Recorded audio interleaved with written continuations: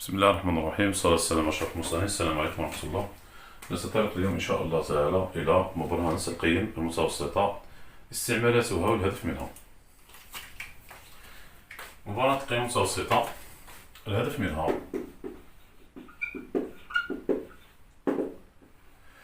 منها هو إيجاد حل تقريبي، بمعنى مش مضبوط، لمعادلات من الشكل f de x تساوي لنا صفر، و f de x تساوي k.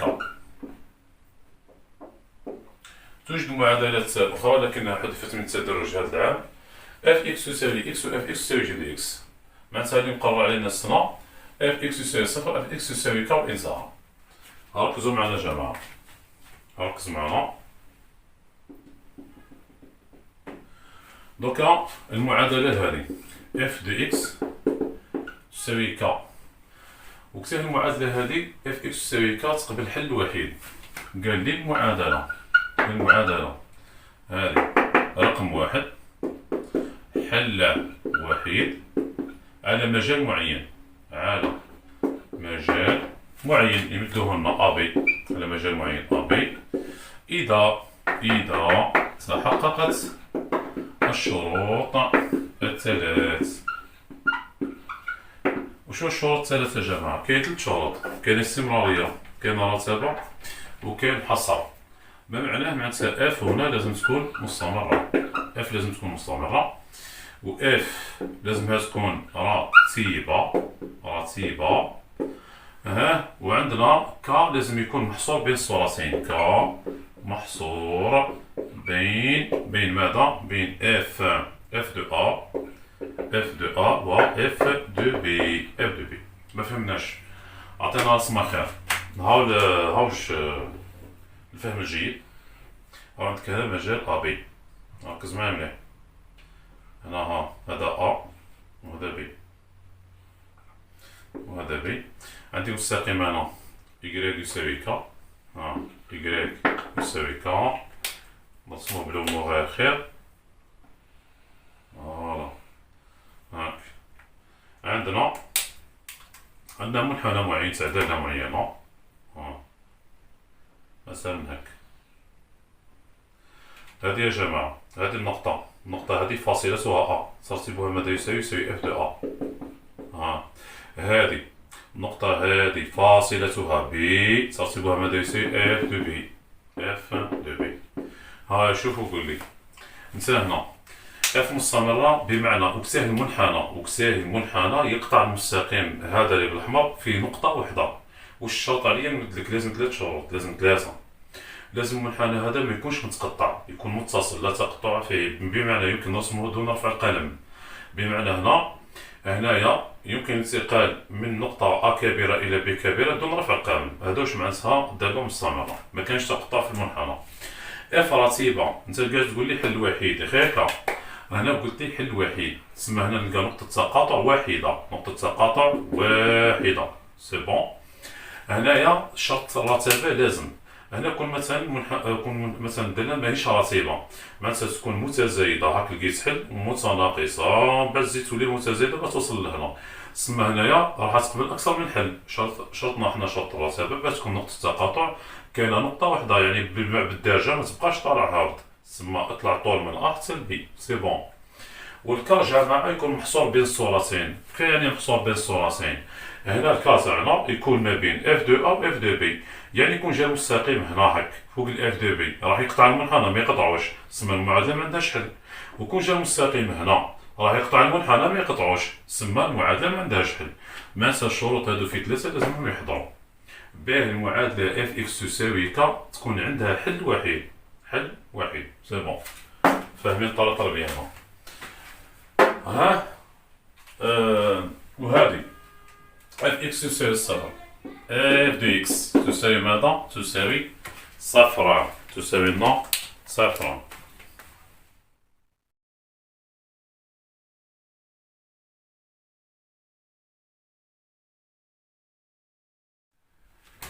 للمعادلة اف اكس يساوي صفر، ها رقم 2.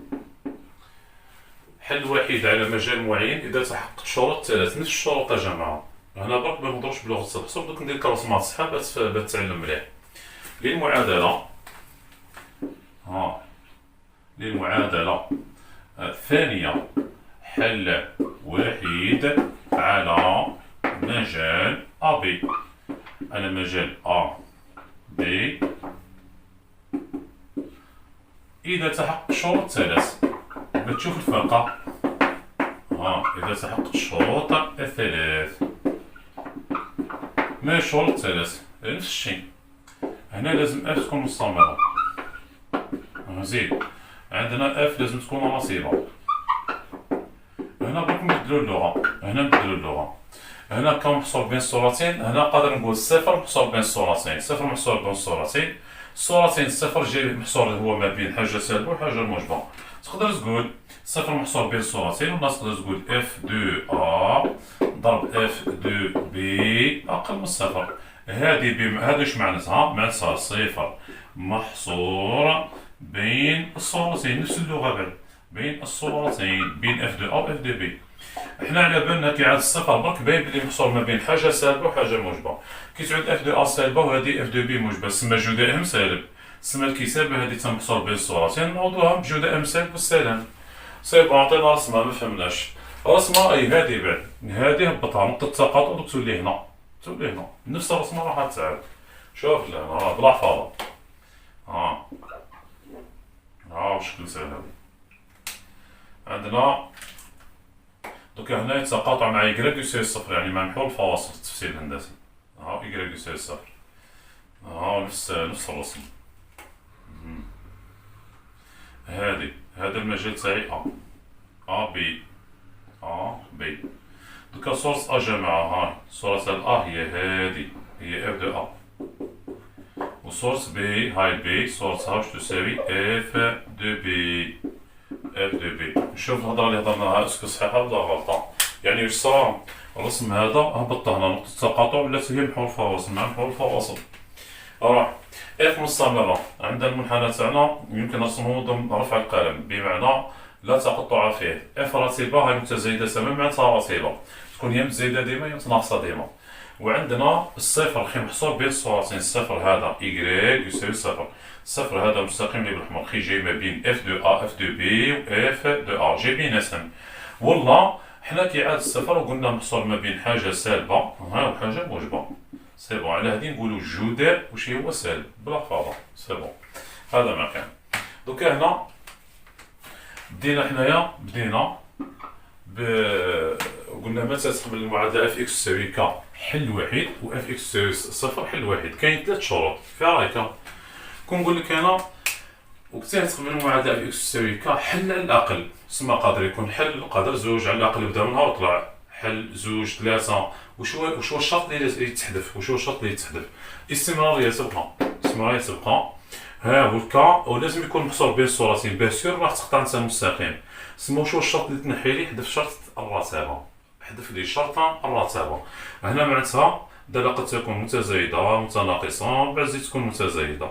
معناتها هنايا قد تقبل حل 2 3 إلى آخره. هنا واش نقولو؟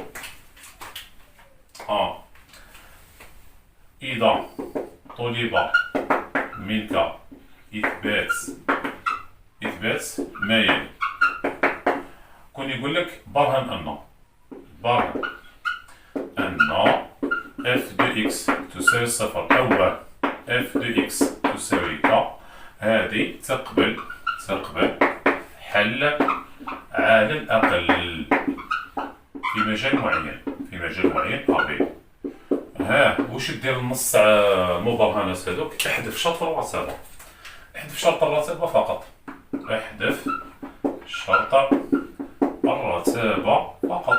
هذا المكان.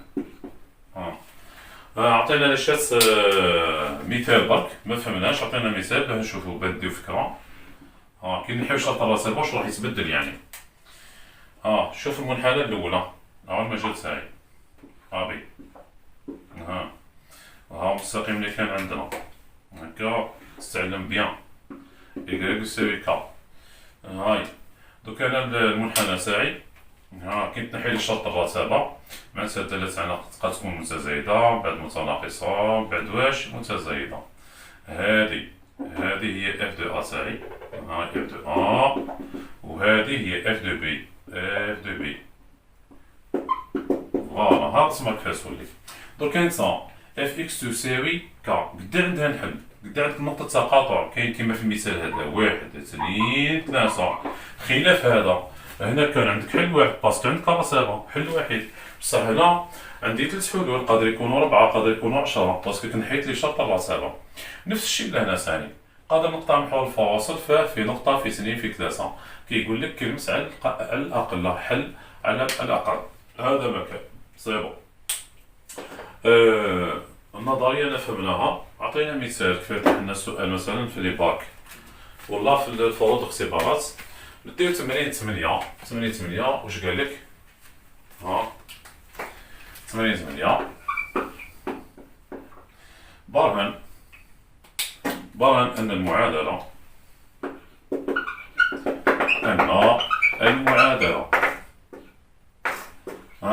إكس مكعب، المعادلة إكس مكعب ناقص 6 إكس تساوي ناقص 3 تقبل على الأقل حل في المجال ناقص 1 2. تقبل على الأقل حل في المجال ناقص 1 2. ومن بعد فسر هندسيا النتيجة، ثم فسر هندسيا النتيجة. ركز معايا صح. دوكا هادي يا جماعة، دوكا المقدار هذا إكس مكعب ناقص 6 إكس واش يساوي هنا؟ يساوي ناقص 3. هادي يا جماعة كيف نصنفوها؟ اسكو نصنفوها اف اكس تساوي ك ولا اف اكس تساوي صفر؟ كل مقدار هذا نسميوه اف دو اكس هاك، وهذا الطرف نسميوه واش ك. هذه المعادلة من الشكل اف اكس تساوي ك.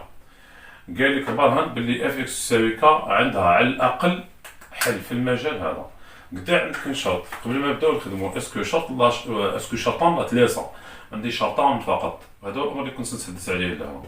تسمى شرط الرتابة من ناحية، وقال لك على الأقل، ما قالكش واحد، على الأقل تسمى فيها شرطان، كيقول لك واحد 3 شروط، هذا ما كان. اف اكس تساوي ك برهن باللي تقبل على الأقل حل في المجال ناقص 1 2. إذا هنا واش نكتبو هنا؟ على المجال ناقص 1 2 ناقص 1 2. هاي واش نقول؟ واش رايك في الدالة اف مستمرة؟ اف دالة مستمرة على ار لأنها دالة كثير حدود، وبالتالي فهي مستمرة على المجال هذا.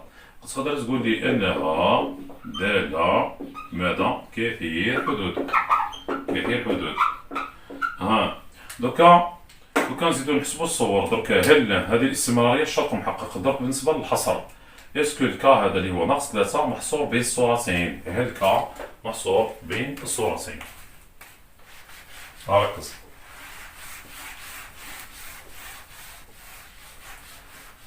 قلنا شرط الاستمرارية محقق. دوكا الشرط الثاني باش محتمل تكتبها هكا، هل كا محصور بين الصورتين، بين ماذا وماذا؟ بين اف ناقص 1، بين اف ناقص 1 و اف 2 هاك صح. دوكا لازمنا نحسبو صورة، ما هي صورة اف، ما هي صورة تاع ناقص 1 وما هي صورة تاع 2. هاي اف ناقص 1 عوض في عبارة اف ناقص 1 مكعب ناقص 6 في ناقص 1 ماذا تساوي؟ ناقص 1 هاي بالدلتا زائد 6 كم تساوي 5. بالنسبة ل F2 مكعب ناقص 6 ضرب 2 تساوي ماذا؟ تساوي 8 ناقص 12. 8 ناقص 12 كم تساوي؟ ناقص 4. دوكا أنا سؤالي، هل الكا زيد حط معاهم الكا، والكا تاعك انت الكا تاعنا واش يساوي في المثال هذا؟ ناقص 3. دوكا أنا سؤالي، هل ناقص 3 محصورة الكتابة هكا صحيحة ولا غلطة؟ محصورة ما بين ناقص 4 والخمسة. خي يا جماعة في الترتيب، ناقص 4 من بعد تجي ناقص 3 من بعد تجي 5. جاوب نعم. هنا بدل لي الكتابة فقط. انت ناقص 4، ناقص 4 هي بمثابة ماذا؟ ناقص 4 بمثابة اف 2. ما تحطش هكاك برك بلا فهمها. ما تقولش ناقص 3 محصورة ما بين اف ناقص 1 و اف 2. او ما تشوفش اللي هنا، شوف لي النتائج. هنا دلت على تعكس الترتيب باسكي متناقصة، راهي متناقصة. هنا ناقص 4 بمثابة اف 2. اف 2 هنا عندي ناقص 3. الخمسة تاعنا راهي بمثابة اف ناقص 1. هكا يعني المقصود ما تكتبش ناقص 3 محصورة ما بين، تكتب لي منها اف ناقص 1 ومنها اف 2. او ما نشوفش لهادو، او شوف لي النتائج وتعود تطيح في البياج، تسمى الشرط الحصر واش به محقق. شرط الحصر هنا محقق. اذا ما يمكن قوله هنا. اذا ها واش نقولوا له لهنا؟ قال لي اذا المعادله اف دو اكس ماذا تساوي ك المكافئه للمعادله اللي مدري المعادله اللي مدرنا واش هي؟ اكس مكعب ناقص 6 اكس ماذا تساوي ناقص 3. ها واش بها؟ هذه لها حل على الأقل في المجال اللي مدري هو، في المجال اللي هو ناقص 1 ماذا؟ 2. ناقص 1 2. تمام. ها ما هو التفسير الهندسي؟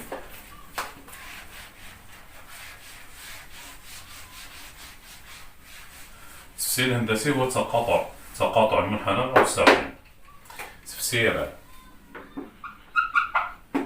هندسي. ها واش نقول هنا؟ هاني ما لحقتش رسمه. ما معناه؟ معناتها سي اف واش به؟ يقطع المستقيم ذو المعادله y يساوي ك على الاقل في نقطه.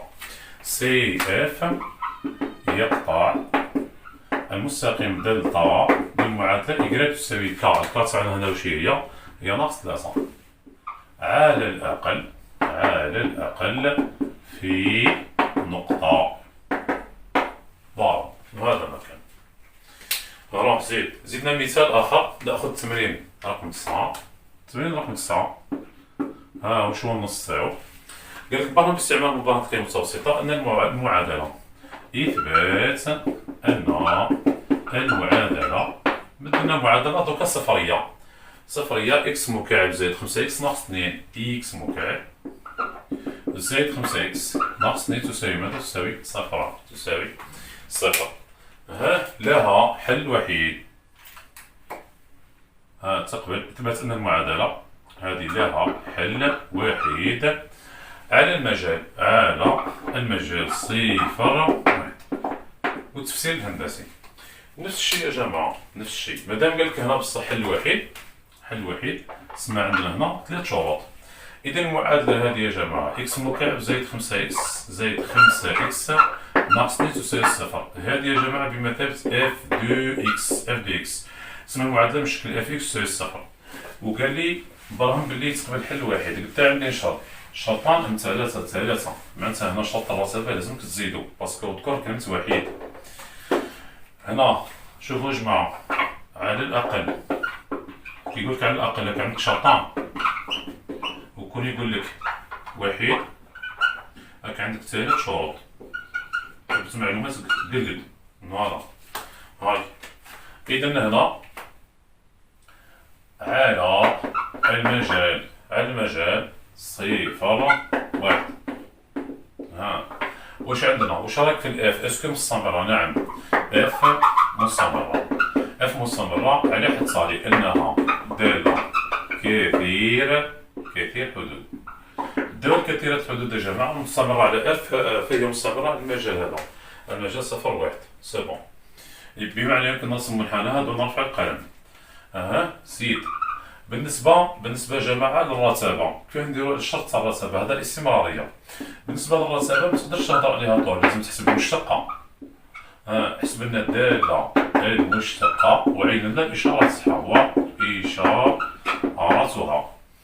هيا اف قابلة للاشتقاق على واش؟ على المجال اللي ندولنا والله على ار. راك معايا؟ هيا اف تاع دو اكس واش تساوي 3 اكس مربع مشقاسة اكس مكعب 3 اكس مربع زائد 5. شوفوا يا جماعة، نسمي من أجل كل عدد حقيقي اكس ينتمي إلى ار، من أجل كل اكس ينتمي إلى ار، ولا من أجل كل اكس ينتمي للمجال اللي مدري هو. وش رايك في الإشارة 3 إكس موقع زائد 5 راهي موجبة تماما، معناتها اف تسعة 2 إكس موجبة تماما، ما معناه؟ معناتها اف متزايدة تماما، فهي ماذا؟ فهي عصيبة. هاكا تعتبر من الشرط ثلاثة مشتقة إشارتها. أنا ما حبيتش نستخدم المميز 3 إكس مربع جماعة أي أكبر وتساوي تربيع هو موجب ولا معدوم، مضروب في 3 موجب ولا معدوم، ما زدتني 5 من نفس الإشارة، تسمى هذه ما كاين لا تستخدم لي المميز الطول في الخدمة برك، أصلا كنت تحسب المميز راك تلقاه سالب، تلقاه سالب. هنايا الإشارة من إشارة تسمى الإشارة راح تكون موجبة. هنا لا داعي لاستعمال المميز هاك تضيع الوقت برك. روح أوكي. مازال لي شرط، الشرط الثاني محقق، ومازالنا الشرط الأخير. الشرط الأخير ما هو؟ دركا هل جداء الصورتين سالب؟ هيا هل جداء الصورتين سالب؟ هل اف صفر في اف واحد أقل من صفر؟ جاوبني على هذا درك. هذا هو اللي يعوض لنا الحصر. هيا اف صفر احسبها. اف صفر كم تساوي؟ عندي تساوي ناقص 2 ناقص 2. عندنا اف واحد وش يساوي لنا؟ واحد زائد 5 ناقص 2 6 ناقص 2 كم تساوي 4. وش رايك في جداء الصورتين سالب؟ خي ناقص 2 في 4 خي ناقص 8 سالب. إذا اف صفر ضرب اف واحد أقل من صفر. واش نكتبولو؟ الشرط الثالث وش به محقق. حسب مبرهنة القيم المتوسطة المعادلة اف اكس تساوي صفر، اف اكس تساوي صفر المكافئة المعادلة اللي مدلنا. المعادلة اللي مدلنا هو اكس مكعب زائد 5 اكس ناقص 2 تساوي صفر، لها حل وحيد تقدر تسميه الفا. المجال لها حل وحيد، المجال هذا صفر واحد. ماذا يحقق؟ يحقق اف الفا ماذا تساوي؟ تساوي صفر. تقدر تكملها. يحقق اف الفا ماذا يساوي؟ صفر. ما هو التفسير الهندسي؟ التفسير الهندسي يا جماعة هو التقاطع مع محور التواصل. هذه المعادلة اللي قاعدة تطيح في الباك بزاف. التفسير الهندسي اكتب سي اف يقطع حامل محور التواصل في نقطة وحيدة فاصلتها الفا. التفسير الهندسي واش تكتب لنا؟ تفسير هندسي. واش نكتب هنا؟ سي اف يقطع او اكس يعني حامل محور الفواصل في نقطة وحيدة الفا. في نقطة وحيدة فاصلتها خير، في نقطة وحيدة هاي نكتبوها طول فاصلتها الفا، ما هو ترتيبها معدوم، حيث الفا هنا ينتمي إلى المجال المفتوح. مجال في التفسير الهندسي يا جماعة فتحوا المجالات، باسكو هنا الالفا ما تقدر تدي لا صفر لا الواحد، تسمى تدي المجموع على 2، تدي المنتصف تاع المجال. هنا صفر واحد كقيمة مقربة تاع الفا، ناخذ المنتصف تاع المجال صفر زائد واحد على 2 تساوي بالتقريب واحد على 2. سي بون. نتوقفوا هنا، ثبتوا المعلومات، نلتقي في الحصة القادمة إن شاء الله. في أمان الله، السلام عليكم ورحمة الله.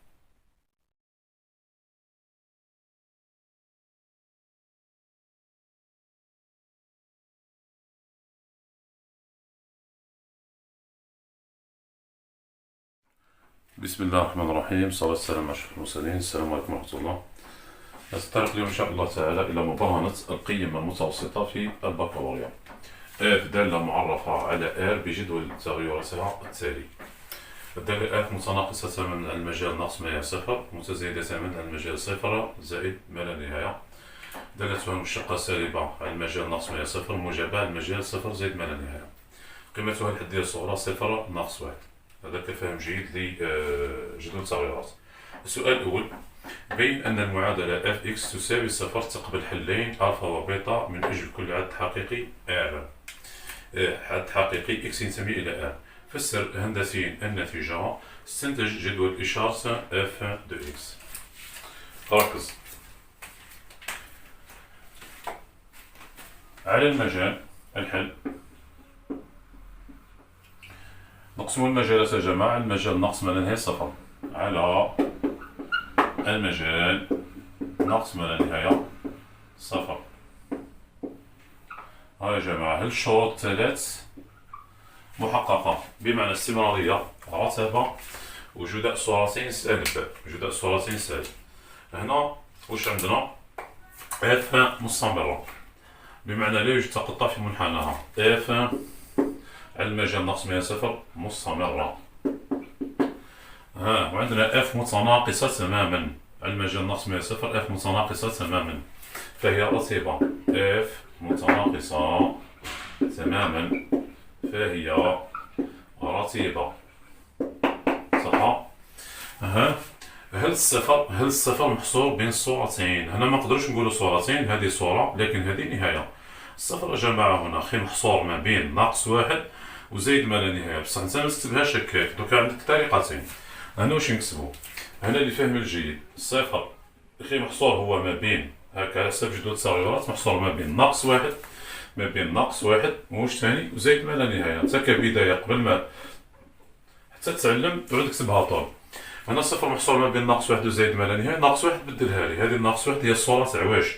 هي صورة صفر، يعني هذه نغيروها ب اف صفر. وهنا هذه كتابة هكا رياضي خاطئة يا جماعة، ما تقدرش تكتبها هكذا. هنا باه تفهم برك. دوكا زايد ما لا نهاية هذه عوضها لي، ما تقدرش تقول اف ناقص ما لا نهاية، اهضر بالليميت، قول ليميت.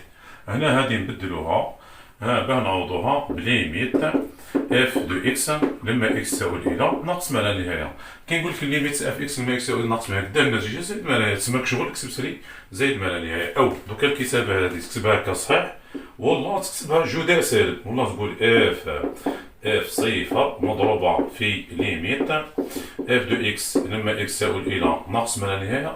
واش بها سالبه، باسكو هذه اي موجبه وهذه سالبه، جداء همزيمه راح يكون سالب. إذن هنا الشروط الثلاث محققة، استمرارية، رتبة، وحصر. واش نقول هنا؟ حسب مبرهنة القيم المتوسطة. المعادلة اف دو اكس تساوي صفر، لها حل وحيد الفا. من المجال هذا، حيث الفا هذا ينتمي لمجال ناقص 100 صفر. ها الفا ينتمي لمجال ناقص 100 صفر. ماذا يحقق؟ يحقق اف الفا يساوي ماذا؟ صفر. اف الفا يساوي صفر. صح. دوكا الجزء الثاني، المجال صفر زائد ما لا نهاية. على المجال صفر زائد ما لا نهاية، نفس الشيء، تعود نفس الكتابة، استمرارية محققة. واش نكتب هنا؟ نكتب اف مستمرة. واش عندنا ثاني؟ قلنا اف متزايدة تماما فهي رتبة. واش نزيد ثاني؟ عندنا الصفر هذا جماعة بنفس الطريقة، الصفر خي محصور ما بين ناقص واحد وزايد ما لا نهاية. انت اكتبها هكا بقلم الرصاص وبدلها، المهم ما تغلطش بها، ما تغلطش وخلاص. صفر محصور ما بين ناقص واحد وزايد ما لا نهاية، ومن بعد بدل لي ناقص واحد هذه تبدلها لي. كيفاش نكتبوها؟ ناقص واحد نكتبوها اف صفر، ناقص واحد نبدلوها باف صفر، وزايد ما لا نهاية نغيروها بالنهاية. واش نكتبو في بلاصة زايد ما لا نهاية؟ نكتبو ليميت اف دو اكس لما اكس تساوي الى ماذا؟ الى زايد ما لا نهاية. او تكتب هذه والله هذه، او نكتب اف صفر ضرب ليميت اف دو اكس لما اكس تساوي الى زايد ما لا نهاية راح تكون سالبة. اذا الشروط الثلاث محققة. واش نكتب هنا؟ حسب مبرهنة القيم المتوسطة. المعادلة اف دو اكس ماذا تساوي صفر، لها حل وحيد. كنغيرو الاسم نسميوه بيتا. على المجال هذا اللي حطيت في العنوان، على المجال صفر زائد ما لا نهاية، ماذا يحقق اف بيتا ماذا يساوي صفر. هاتنا الخلاصة. حنا هنا جماعة حتى قسمنا المجالات، يا الرتبة ما كانش، ما تقدرش تهضر طول على ار حتى من ناقص ما زائد ما لا نهاية، مش الدالة متزايدة ولا متناقصة. تسمى حتى ما تقسم لي، نقسم المجال من ناقص 100 صفر، الدالة تاعك متناقصة، وصفر زائد 100 الدالة تاعك متزايدة على هذه قسمنا. دوك عطيني الخلاصة، جاوبني كيما سقسيتك. انا قلت لك براهن باللي اف اكس تساوي صفر، تقبل الحل ديال الفا بيتا على ار من اجل كل عدد حقيقي اكس، يعني اكس ينتمي لار. اذا هنا ما هي الخلاصه؟ الخلاصه جاوبني كما سقسيتك. ها قال اف دو اكس تساوي صفر لها حلين الفا بيتا على ار على ار. فوالا سي بون. دوكا كنحطو الالفا والبيتا نحطوهم على جدول تساويات، يمكن استخراج جدول الاشاره واش اف دي اكس. يعني الهدف من التمرين هذا هو جدول الاشاره. جدول الاشاره. معليش نشوفو السؤال الثاني، ما هو التفسير الهندسي. ثانيا تفسير هندسي. التفسير الهندسي يا جماعه قلنا اف اكس تساوي صفر بمعنى التقاطع مع محور الفواصل بلا فاضه. هاي ايكغيك وهاي اكس. ها نسى هنايا النقطة هادي واش ما عندهاش، ما عندهاش إيكغيك. كي تقول إيكغيك يساوي صفر بمعنى اف إكس بدا يساوي صفر بلا فاضة. يعني كي تقول الإنسان حل المعادلة اف إكس يساوي صفر معناتها كاع تحوس على نقاط تقاطع مع محور الفواصل، سي بون. واش نقولو له هنا؟ قال سي اف يقطع محور الفواصل، حامل محور الفواصل في نقطة سي. بدل الاسم من عندك في نقطة سين. الأ وشو الإحداثيات تاعها؟ فاصل أ فاصلتها ألفا تصلها ماذا؟ معدوم. و ب فاصلتها بيتا تصلها ماذا؟ معدوم. سي بون. زيد استنتج جدول الإشارة اف بي إكس. جدول الإشارة سهل. هذا هضرنا عليه في سلسلة المراجعة. جدول الإشارة. جدول الإشارة جماعة أحسن طريقة كيما وصيتكم. إكس اف دو إكس. إكس اف دو إكس. هنايا شوف كيسعود ماشي فوق السهم هكا من زايد ما لا نهاية حتى صفر. عندك الإشارة موجبة، مشي فوق السهم وعبر لي. مشي فوق السهم وعبر لي. عندها إشارة موجبة. إشارة موجبة. من بعد واش لقينا؟ لقينا انعدام. من بعد واش زدنا لقينا؟ شوف سالب سالب سالب. هكا ما تغلطش خلاص. هنا الإشارة واش هي؟ سالبة. من بعد واش زدنا لقينا؟ انعدام. ومن بعد إشارة موجبة انتهى. تسمى علاه قاعد نقول لك أنا خدم هكا، فما تحطيش الأرقام اللي في الجدول بكل. حط لي باش نحتاج أنا. بمعنى الارقام هنا اللي تعني هنا الارقام موجوده فوق الدوائر، كتولي تخدم بسهوله سامه. يعني الرقم اللي فوق الدائره هذه واش هو؟ الفا. اللي فوق الدائره هذه واش هو؟ بيتا. الصفر ما يعنينيش، الصفر الصوره تاعو سالبه، تسمى يتكلاصا مع هادو. هذه بكون نقراها اشاره وحده سالبه. سي بون.